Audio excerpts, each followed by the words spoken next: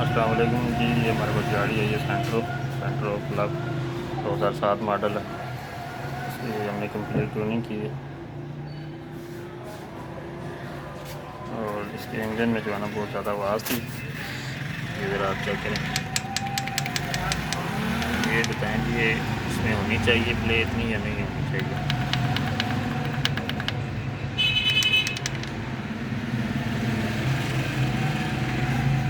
यहाँ का इसका टैपट ही कोई नहीं खुला हुआ।